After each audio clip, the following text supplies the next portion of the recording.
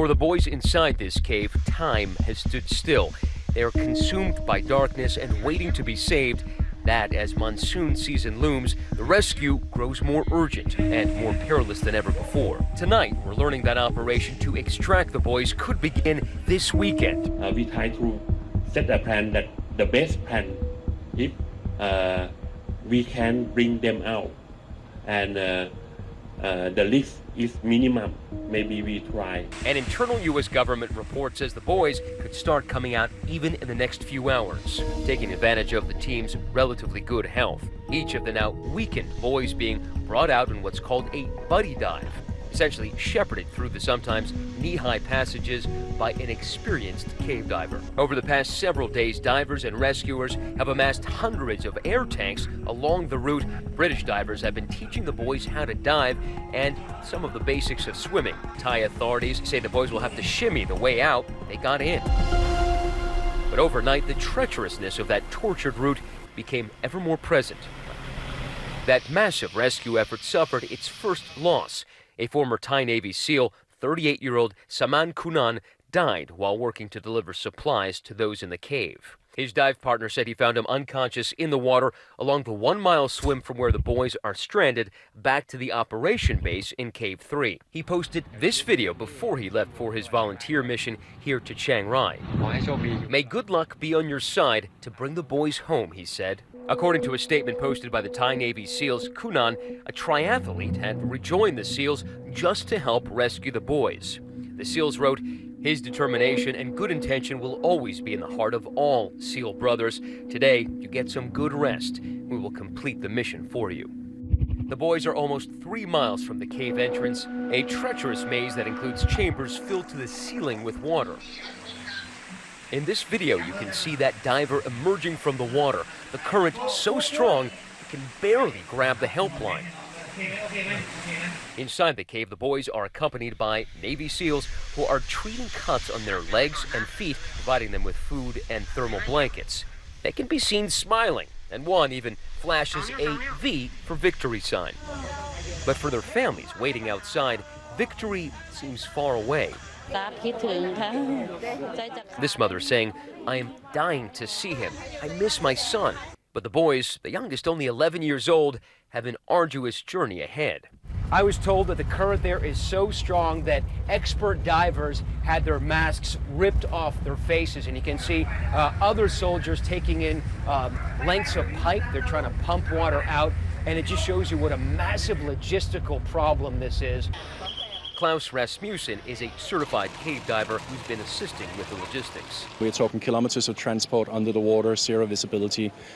It's a cave, and doesn't matter. It's very difficult. But Rasmussen notes so much is stacked against the young athletes. If you don't know how to swim and you're in a very black environment, which can potentially kill you inside a cave, it's not a good environment to learn in. So nobody will teach anybody a full cave course, but try and get them comfortable, create an environment where they can safely get away. That's feasible. And now an impending deluge could begin soon, adding 5 to 8 inches to already submerged cavern. When the rain comes, the water in the cave is going to fill up, okay?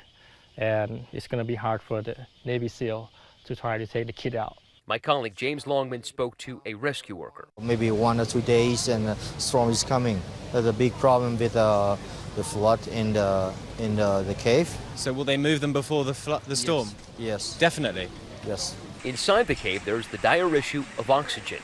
As about 400 rescuers at any given time move throughout the cave, the air supply is diminishing rapidly. We have to try to set the plan and find that which plan is the best for the front line. Now they are racing against time, clearing obstacles and draining water in the cave to give the boys a fighting chance to escape. They're laying pipes, building a dam. This area between the second and third chamber now passable on foot. And they're even drilling through rock. Officials saying they're taking some of their cues from the 2010 rescue of the Chilean miners. That rescue took over a month to complete. This week, one of those who was rescued, Mario Sepulveda, the charismatic miner known as Super Mario, sending well wishes to the team. Dios los bendiga. Mario Sepúlveda, minero rescatado de la mina San José, Copiapó, Chile. And at the Maisai Precious Art School, where 6 of the boys studied, morning meditation for a safe rescue.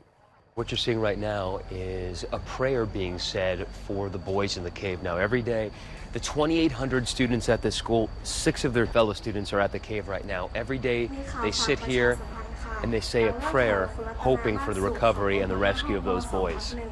These boys, who were members of the ill-fated Wild Boars soccer team, tell me that going into the cave was an adventure and a rite of passage for many in the area. Was it scary at all when you went into the caves? I mean, you're walking kilometers, 4 or 5 kilometers, 3 miles in. Were you ever afraid inside?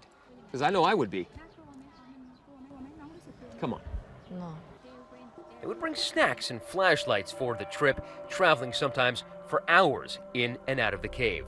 Queu and Kaan said they were supposed to be on that trip, but they missed practice that day. One of them up late watching the World Cup. What is it like to know that you could have been in that cave? Still, 2 weeks later.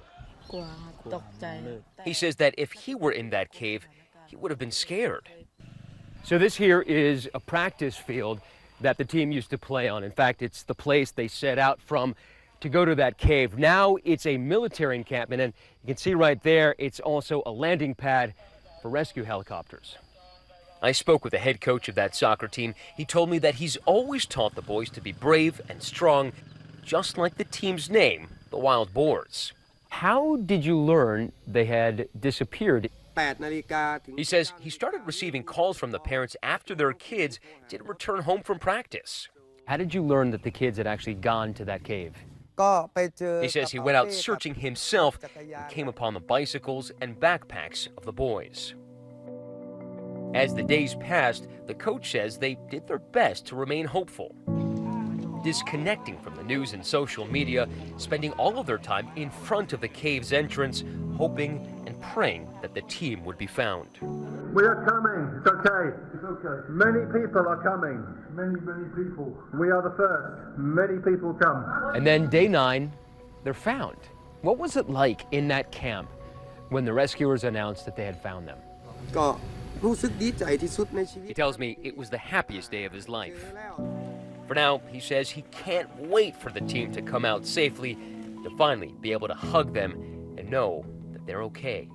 And the boys inside that cave sending messages to their families, letting them know that they are well. And now we hear from that assistant coach trapped with them, who was apologizing to the families, saying, "I promise I will care for the kids as best as possible.